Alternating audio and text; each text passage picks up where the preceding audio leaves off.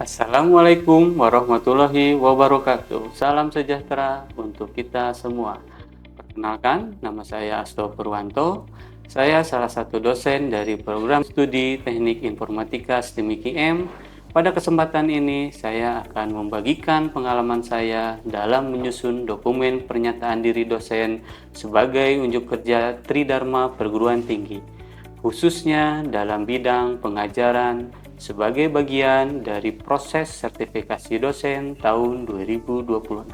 Mata kuliah yang saya ampuh yaitu Strategi Algoritma dengan kode MK TKB 2252. Rencana pembelajaran semester atau RPS yang disusun dengan sangat rinci memenuhi identitas mata kuliah, deskripsi mata kuliah, capaian pembelajaran mata kuliah, sumber ajar, metode pembelajaran, sistem penilaian, dan video pembelajaran. Deskripsi mata kuliah ini memiliki bobot 2 SKS. Pada mata kuliah Strategi Algoritma, mahasiswa akan mempelajari bagaimana cara merancang dan menganalisis algoritma berdasarkan berbagai strategi algoritma yang ada seperti brute force, divide and conquer, greedy, dynamic programming, dan backtracking. Mahasiswa akan belajar bagaimana memilih strategi yang tepat untuk menyelesaikan permasalahan informatika secara efektif dan efisien. Selain itu, mahasiswa juga dilatih untuk mengimplementasikan algoritma tersebut dalam bentuk kode program dan menganalisanya serta bagaimana performa dari sistem tersebut. Capaian pembelajaran lulusan atau CPL, mahasiswa setelah mengikuti mata kuliah ini diharapkan mampu menerapkan pemikiran logis, kritis, sistematif, dan inovatif berdasarkan kaidah, tata cara, dan etika ilmiah dalam rangka menghasilkan solusi, gagasan, desain, implementatif ilmu, pengetahuan, dan teknologi, serta mampu mengidentifikasi, merumuskan, dan menyelesaikan persoalan informatika dengan menerapkan sains dasar dan teknologi informasi. Selanjutnya, untuk capaian pembelajaran mata kuliah atau CPMK selama 16 kali pertemuan termasuk pertemuan ke-8 UTS dan pertemuan ke-16 yaitu UAS. Yang pertama, mahasiswa mampu menjelaskan konsep strategi algoritma secara logis dan sistematis. Yang kedua, mahasiswa mampu membandingkan berbagai pendekatan dari strategi algoritma seperti brute force, divide and conquer, greedy, dan dynamic programming. Yang ketiga, mahasiswa mampu merancang algoritma berdasarkan strategi tertentu untuk menyelesaikan masalah nyata. Yang keempat, mahasiswa mampu mengimplementasikan dari strategi algoritma tersebut dalam bentuk kode pemrograman komputer. Dan yang kelima, mahasiswa mampu menganalisis efisiensi dan kompleksitas waktu serta ruang dari algoritma yang dirancang. Materi pembelajaran dalam satu semester ini meliputi pengantar algoritma dan strategi algoritma, teknik brute force, prinsip dan penerapannya, divide and conquer, konsep dan contohnya, seperti merge sort dan quick sort. Greedy algoritma, prinsip dan aplikasi pada knapsack problem dan sorter's path. Kemudian ada dynamic program, konsep dan contoh seperti LCS, Floyd, Warshall, dan lain sebagainya. Kemudian backtracking, konsep dan aplikasi pada NQueen dan kombinatorial analisis kompleksitas algoritma atau Big O notation. Kemudian ada studi kasus, implementasi algoritmanya. Selanjutnya, sumber ajar dibagi menjadi dua, ada utama dan pendukung. Sumber ajar utama adalah diambil dari Corman, Laserson, Rivest, Stein 2009, Introduction to Algoritma. Kemudian ada Sahni 2005 mengenai data struktur, algoritma, and application in C++. Kemudian ada juga dari Brassard Bradley, buku tentang Fundamental of Algoritma, dan Rinaldi Munir tahun 2025 di diktat kuliah ITB mengenai strategi algoritma. Kemudian sumber ajar pendukungnya itu diambil dari Sid, Giwix, and Wine, yaitu algoritma, dan Dasgupta Papadimitriou, Fazirani, algoritma 2008. Selanjutnya, metode pembelajaran pada mata kuliah ini menggunakan beberapa kombinasi metode pembelajaran, yaitu case study dan problem based learning, di mana mahasiswa dihadapkan pada situasi permasalahan, yang mana mahasiswa di sini didorong untuk menyelesaikan masalah dan mencari solusinya. Selanjutnya, untuk sistem penilaian di sini, saya mengambil yang pertama, yaitu sistem keaktifan 10%, tugas 20%, UTS 30%, dan UAS 40%. Pada kesempatan ini, saya ingin mengucapkan terima kasih kepada Kementerian Pendidikan Tinggi Sains dan Teknologi Kemendikti Saintek, tim penilaian Saerdos, kepada STMIKIM M, rekan sejawat dosen, serta kepada para mahasiswa atas dukungan dan kerjasamanya. Semoga video ini dapat memberikan gambaran yang jelas mengenai penyusunan dokumen pernyataan diri dosen dalam unjuk kerja Tridharma Perguruan Tinggi. Sampai jumpa dan salam sukses. Wabillahi taufiq wal hidayah. Wassalamualaikum warahmatullahi wabarakatuh. Berikut video mengenai proses pembelajaran dari mata kuliah strategi algoritma. Bismillahirrahmanirrahim. Assalamualaikum warahmatullahi wabarakatuh. Oke, selamat siang teman-teman semua. Hari ini kita masuk ke materi pertemuan keempat ya. Akan membahas mengenai algoritma divide and conquer. Pada pekan sebelumnya kita telah membahas tentang algoritma brute force gitu ya. Jadi sudah ada dua strategi algoritma yang akan kita bahas gitu ya. Nah, di divide and conquer itu sendiri, kalau secara definisi berarti divide itu dia adalah membagi setiap permasalahan menjadi submasalah, di mana submasalah tadi itu memiliki kemiripan dan juga persoalan yang sama. Nah, kalau di sini disebutkan bahwa ukurannya atau ideal ukurannya itu hampir sama dengan permasalahan di awal. Kemudian untuk conquer-nya itu sendiri adalah di sini pemecahan permasalahannya. Pecahan permasalahannya itu di mana dia akan menyelesaikan masing-masing permasalahan dari setiap submasalahnya, baik itu secara langsung ataupun secara rekursif, gitu ya.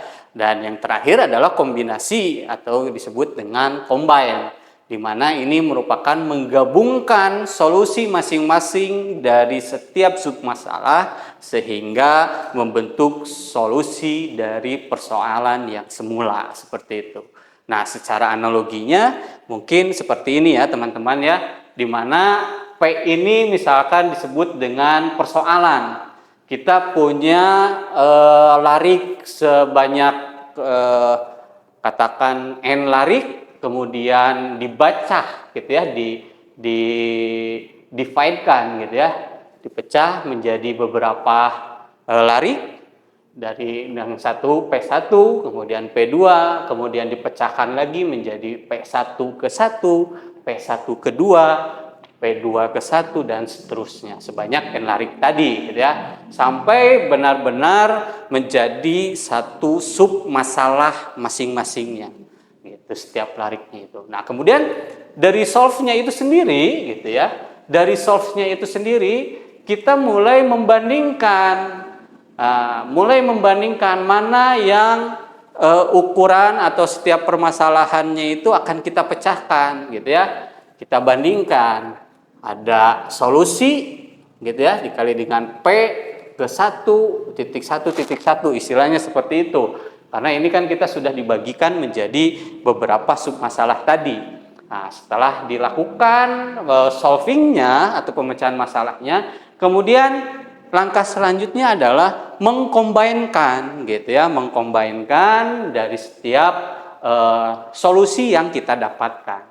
Kita bandingkan lagi, kita masukkan pada setiap gabungan larik dari setiap submasalahnya tadi sampai dengan menemukan solusi yang akan kita carikan gitu ya. Solusinya ingin seperti apa gitu kan. Nah, ini merupakan analoginya atau konsep dari si divide and conquer tadi gitu ya. Di mana ada divide, solve dan combine-nya gitu. Nah, biasanya objek persoalan yang dibagi itu meliputi masukan atau input atau juga instance-nya pada setiap persoalan yang berukuran n. Baik itu berupa tabel, baik itu berupa matrik gitu ya, eksponen ataupun lain sebagainya yang memang bergantung pada setiap persoalannya seperti itu. Nah, pada tiap-tiap submasalah tadi itu harus memiliki karakteristik yang sama. Jadi jangan sampai kalau bentuknya larik, array gitu ya, bentuknya indeks, nah jangan sampai berbeda gitu ya permasalahannya. Jadi di sini dikaitkan harus sama setiap permasalahannya atau karakteristik permasalahannya itu sama gitu ya. Sehingga nanti metode divide and conquer ini lebih natural diungkapkan dengan skema rekursifnya gitu teman-teman.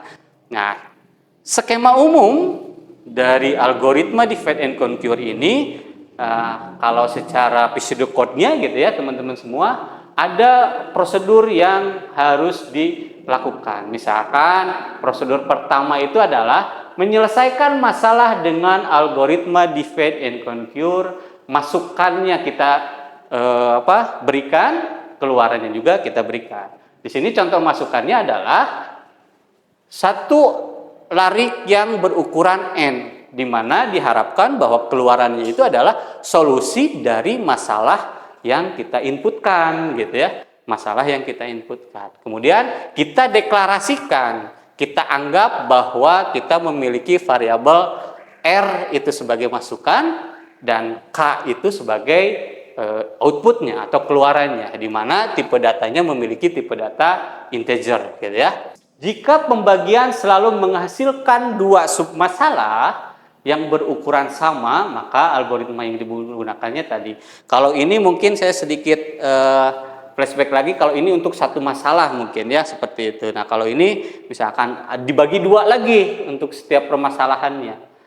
Kurang lebihnya hampir sama gitu ya.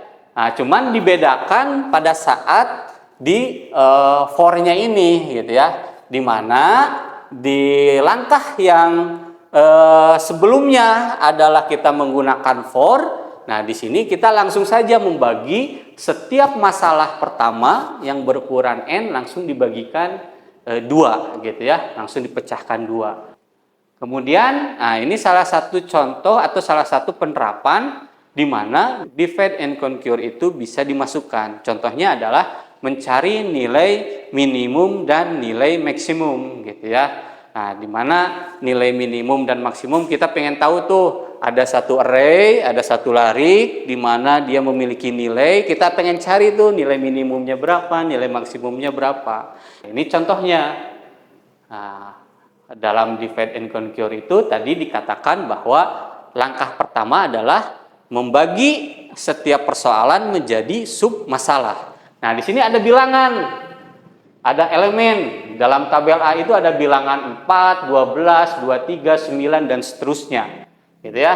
Kemudian pada ide dasar dari algoritma tadi dikatakan adalah membagi menjadi sub masalah, kan seperti itu ya. Nah, kita bagi dua nih di sini.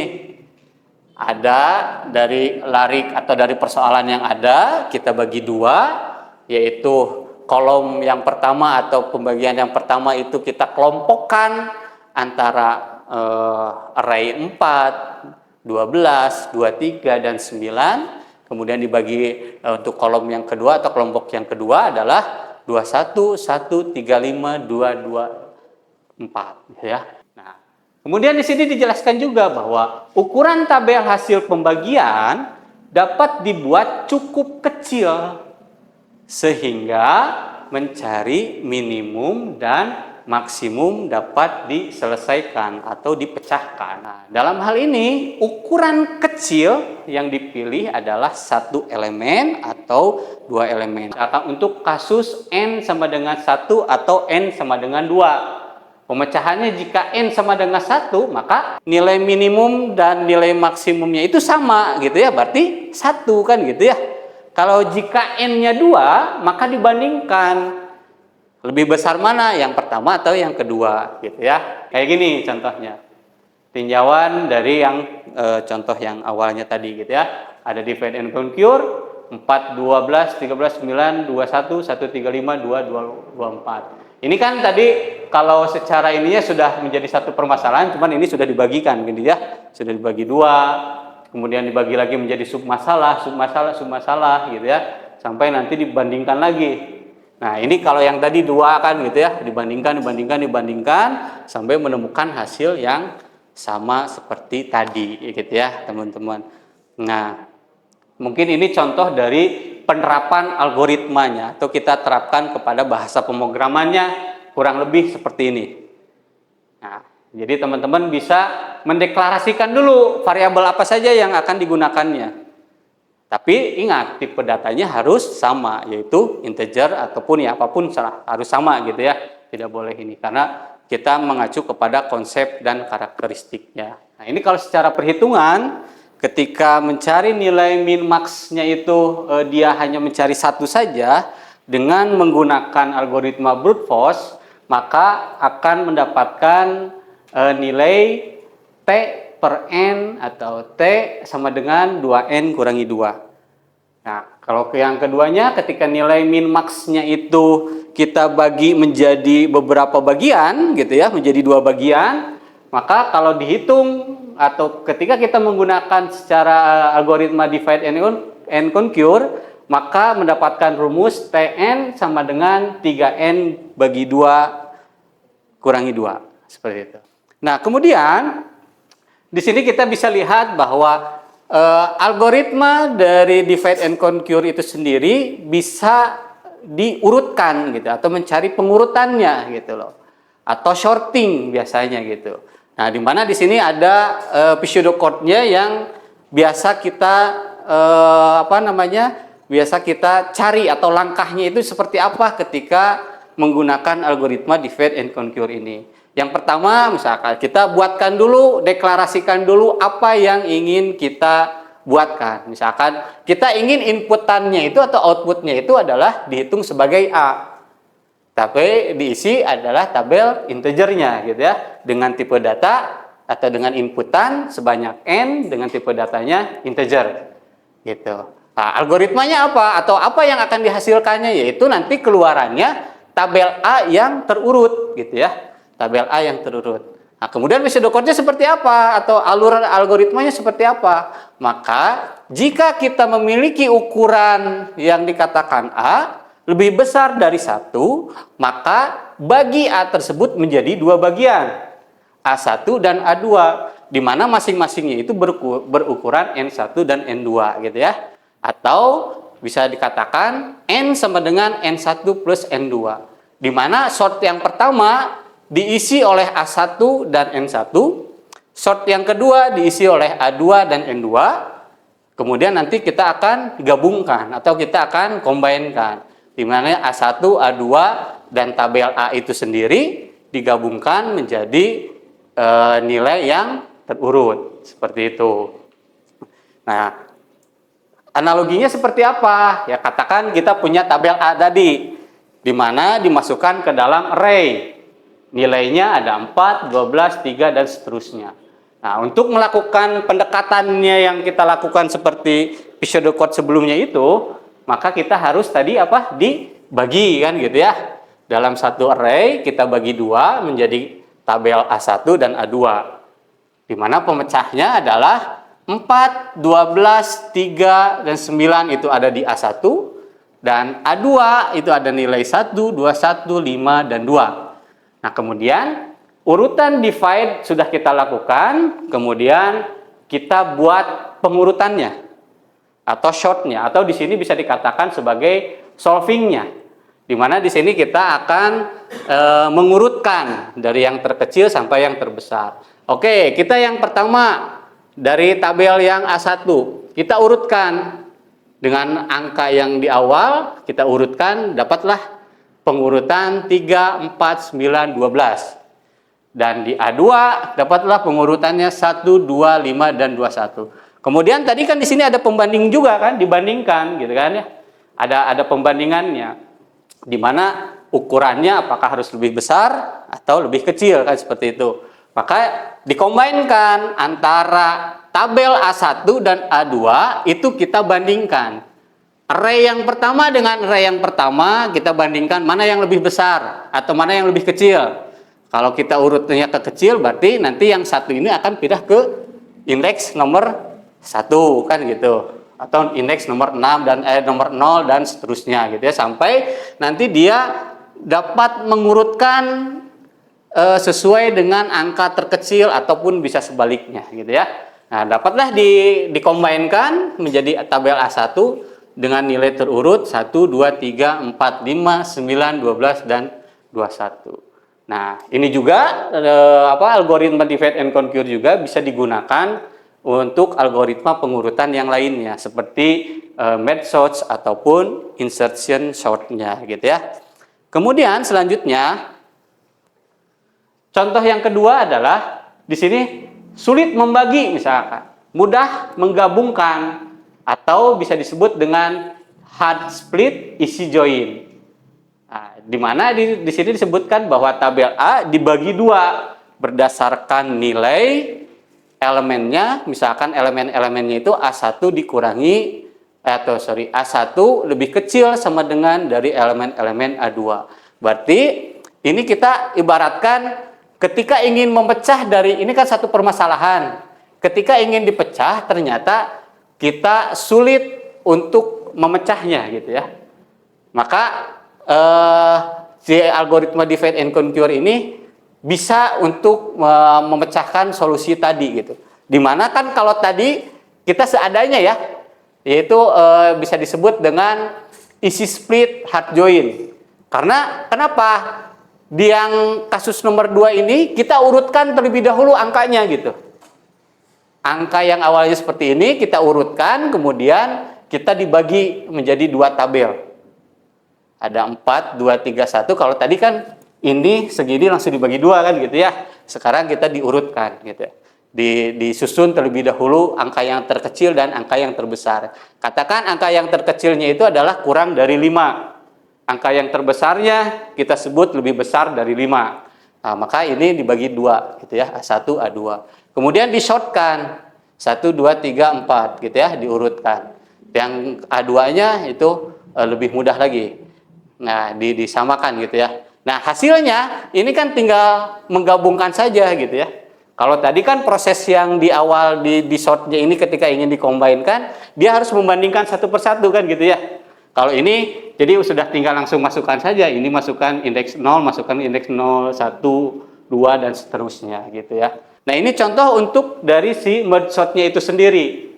Dimana kalau merge sort ya seperti yang tadi dikatakan bahwa dia langsung dibagi saja gitu loh, tanpa diurutkan terlebih dahulu kan gitu. Jadi nilainya seadanya, kemudian dibuatkan tabel A dan tabel B-nya gitu kan. Nah, seperti ini kan angkanya sama ya tetap ya, dan seterusnya. Kita langsung buatkan 9, 3, 4, 2, 2, 0, 1. Oke. Nah, setelah didapatkan maka mulai dibandingkan kan gitu ya. Dibandingkannya satu per satu dari tabel tiap tabelnya masing-masing. Didapatlah angka pengurutannya 1, 3, 4, 9, 2, 2, 0 dan seterusnya. Nah, ini yang dikatakan tadi hard join. Hard joinnya karena kenapa? Karena kita harus membandingkan dulu antara tabel A1 dan tabel A2. Kemudian dimasukkan ke dalam solvingnya masing-masing. Seperti itu. Nah, ini untuk merge sorts-nya.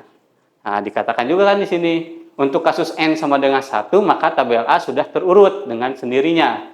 Tapi untuk kasus N lebih besar sama dengan 1, maka harus ada aturan divide, conquer, dan merge-nya itu sendiri gitu ya. Divide-nya tadi yang kita katakan bahwa menjadi dibagi menjadi dua bagian dari masing-masing elemen yang kita punya atau array yang kita punya. Kemudian dikonkurkan, diterapkan algoritma divide and conquer-nya itu sendiri, yaitu ada proses solving-nya gitu ya. Sampai terakhir adalah digabungkan menjadi nilai yang sudah terurut.